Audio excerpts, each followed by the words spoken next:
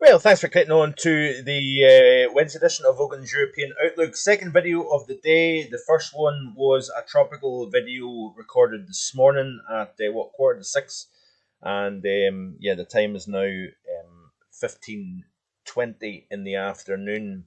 We have got, of course, Major Hurricane Fiona, the first major system of the 2022 Atlantic hurricane season. And it is now packing winds, sustained winds of 130 miles per hour with higher gusts. Now, there is a little bit of shear affecting the system. We've got an upper trough to the west of the system. That is producing winds aloft out of a southwesterly direction, whereas winds in the mid to low levels coming in from the south-southeast. So we've got a little bit of a conflicting wind pushing against the system at the moment, but it's not stopping the system from continuing to strengthen. And it is over waters of 30 degrees Celsius and plenty of fuel and deep warm water well below the surface that is allowing to fuel this system.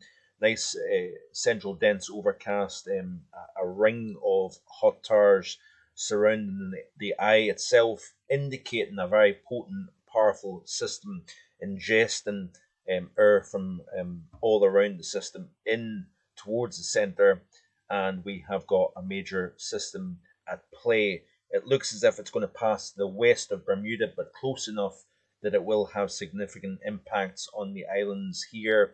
And exactly how close it passes to the west will determine. I don't think the eye wall will cross over Bermuda, thankfully, but what will happen is it will have significant wind and wave action as well as heavy rainfall affecting Bermuda. Then it tracks up towards eastern Canada. It looks as if it passes slightly to the east of Nova Scotia and may have a direct impact on Newfoundland. By this stage, it is likely to be a weaker system in terms of hurricane anyway. The question mark will be the transition. When does it transition to extratropical?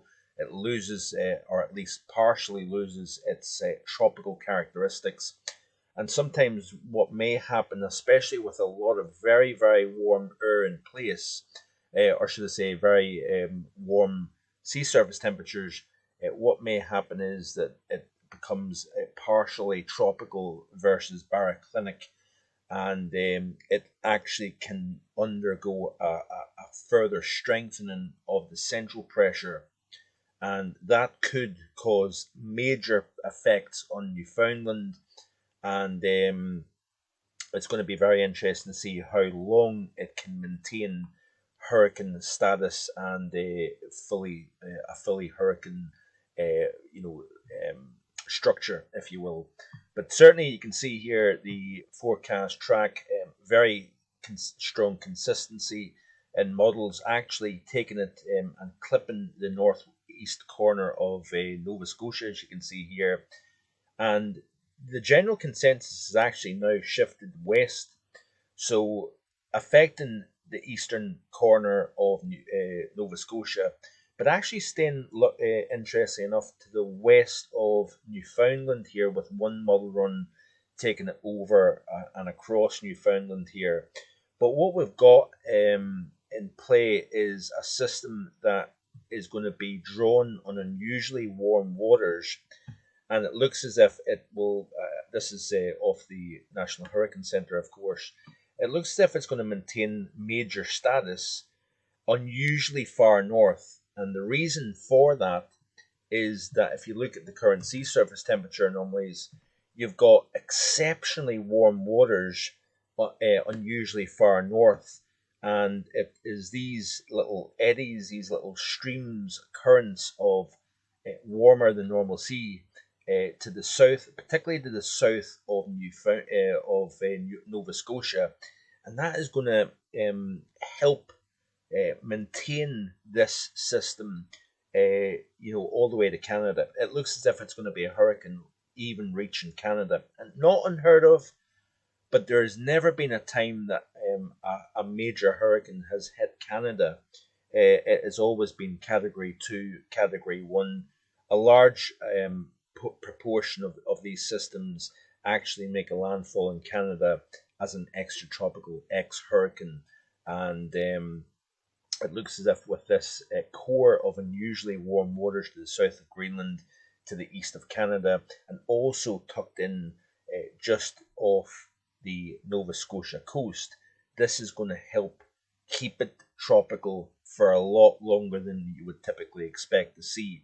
What is also going to be interesting is the amount of cooling in the wake of the system. As the system crosses over these warm waters, it leaves behind a trail of cooler water behind, and it's going to be interesting to see how much of a removal of this high heat content we'll see surrounding Nova Scotia, Newfoundland. I don't think it's going to interrupt that extremely warm water to the south of Greenland right enough. But it will be interesting to see. You can actually see, I can't remember the name of the previous system that passed to the east of Bermuda, but you can actually see the cool water left behind in its wake, and we'll see that with Fiona as well. But notice here that the track will stay to the west of this cool areas of water. It'll stay over the warm water. It'll maintain major status, probably all the way to just maybe 500 miles south of Nova Scotia. Then it'll weaken, probably becoming a Category 2, and may maintain Category 2 status all the way to the Canadian coastline. So that is something that's going to be interesting to watch over the next few days here. But major impacts, I think, is possible on Bermuda, despite the centre passing to the west of the island itself. As for the UK and Europe, of course, we've got the cooler over the central portion of Europe at the moment. We've had milder air now coming back into the UK after several days of northerly winds coming down from the north. We now have warmer southwesterly winds. We are going to see a downward trend in temperature. We've got a frontal system approaching from the northwest that will sink its way south over the next couple of days, bringing a spell of heavy persistent rain to most areas, even in the southern portions of the UK. It looks as if that front will hold enough to keep it fairly active. The frontal system will maintain its moisture as it tracks southwards here. Got a couple of interesting things going on.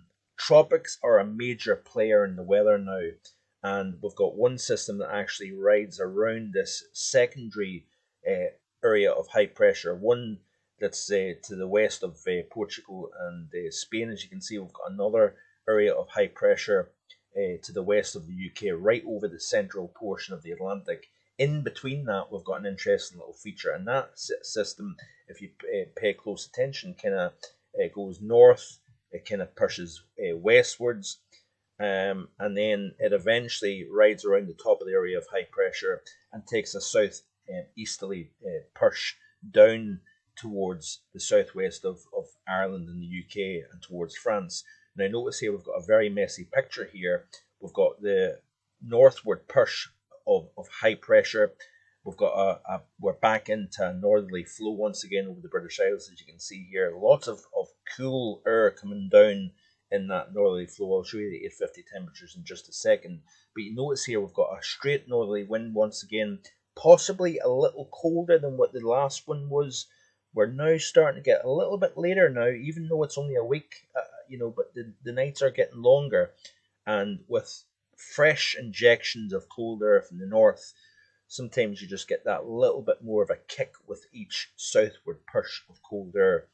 And that will certainly be the case as we push towards the end of next week here. But a lot of things going on at the moment. If we go back to the current setup here, southward push of air, there's that little feature between the two areas of high pressure. Notice it takes that kind of eastward push, then it gets kind of caught, and then it gets kind of lifted around that area of high pressure. But all the while, we've got, of course, Fiona. So again, we'll go back to the current setup here. Watch at the very corner of the chart. You'll see Fiona coming northwards here around the western side of the area of high pressure. By the way, there's a trough coming over North America. What that's going to do is there's an area of high pressure to the north of Fiona at the moment. That trough comes off Canada. It then forces a crack, if you will, in the area of high pressure to the north of Fiona. That opens the door to Fiona heading northwards and eventually clipping the eastern portion of Canada. But as Fiona comes northwards, it is transferring a lot of warmth north. It's going to pump an area of high pressure up towards Greenland, and therefore we've got a deep area of low pressure between Greenland and Norway, and that will eventually come southwards here. So it's coming out of the north. It will have cold air associated with it. May see hill snow. We may see the first days where the temperature doesn't get above 10 Celsius in several areas. Overnight, with clear skies, relatively light winds, we're going to see the first minuses in places, I think, towards the early and middle portion of next week here. So direct consequences of tropical systems lifting north and forcing the meridional or wavy jet stream to become a lot more amplified here. So a lot of interesting things to speak about, that's for sure. We're seeing the monthly average temperature coming down as well, very different compared to what we've seen last September. And then we've got more tropical systems to speak about after Fiona has impact on eastern portions of Canada here.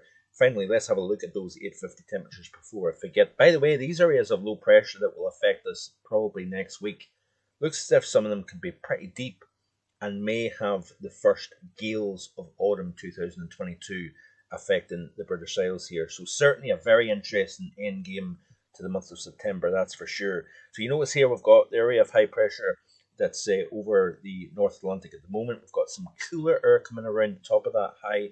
So we've got milder at the moment. That gets replaced by cooler air.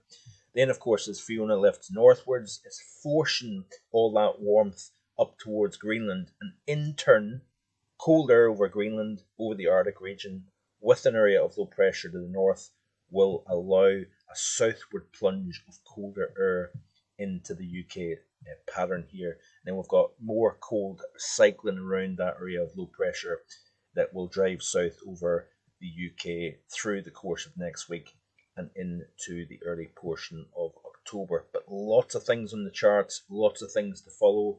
So please hit that subscribe button and stay tuned. There's plenty more of weather to come in the next several days and the next several weeks. Stay tuned. Thanks for watching. Please like, share, and subscribe.